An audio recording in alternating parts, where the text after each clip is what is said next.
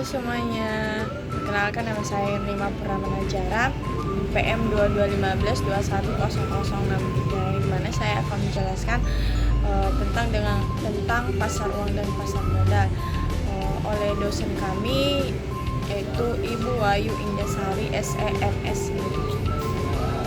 Yang dimana kita akan masuk dengan yang namanya perkenalan, yang dimana pentingnya pasar uang dan pasar modal di Indonesia, tinjauan situasi boikot produk saat ini, penjelasan tentang bagaimana boikot mempengaruhi perekonomian, dan tujuan utama presentasi. Kita masuk pada yang dimana pasar uang. Yang satu yaitu pengertian dan fungsi pasar uang. Dua, penjelasan cara kerja instrumen pasar uang.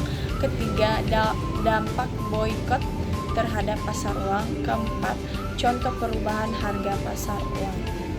Baik, kita masuk pada yang namanya pasar modal, yang dimana pasar modal itu kesatu yaitu pengertian dan fungsi pasar modal. Kedua, penjelasan tentang macam-macam instrumen pasar modal. Ketiga, analisis mengenai pengaruh boikot terhadap aktivitas pasar modal. Keempat, contoh perubahan kinerja pasar modal.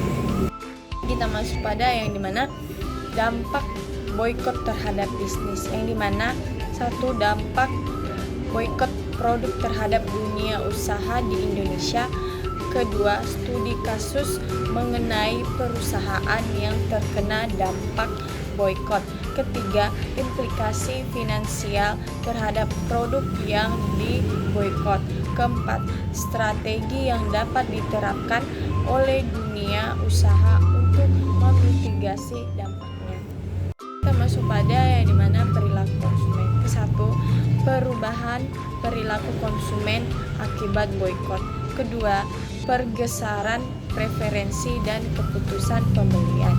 Ketiga, dampaknya terhadap reputasi merek dan loyalitas konsumen. Keempat, strategi bagi bisnis untuk beradaptasi terhadap perubahan perilaku konsumen. Kita masuk pada yang dimana respon pemerintah, yang dimana kesatu, tindakan yang diambil pemerintah Indonesia sebagai respons terhadap boikot tersebut. Kedua, langkah-langkah peraturan dan kebijakan untuk mendukung bisnis yang terkena dampak. Ketiga, kolaborasi dengan pemangku kepentingan industri untuk mengatasi tantangan. Keempat, implikasi jangka panjang terhadap kebijakan pemerintah. Kita masuk pada yang dimana peluang investasi. Kesatu, identifikasi potensi peluang investasi selama periode boikot. Kedua, analisis sektor-sektor yang tetap tangguh meski diboikot. Ketiga, risiko dan manfaat berinvestasi di industri yang terkena dampak. Keempat, strategi bagi investor untuk memanfaatkan situasi ini. Masuk pada yang namanya implikasi internasional, yang dimana satu, dampak boikot terhadap perdagangan dan hubungan internasional. Kedua, evaluasi posisi Indonesia di pasar global. Tiga, potensi konsekuensi bagi investasi asing di Indonesia.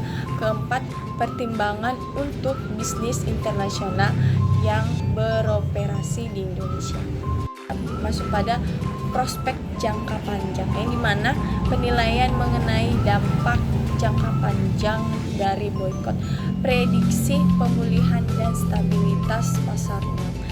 Ketiga, evaluasi ketahanan pasar modal. Keempat, rekomendasi untuk dunia usaha dan investor ke depannya. Baik teman-teman, sekian dari penjelasan saya. Bila ada kata-kata yang tidak berkenan di dalam hati, mohon maaf, dan semoga semua sehat selalu. Salam.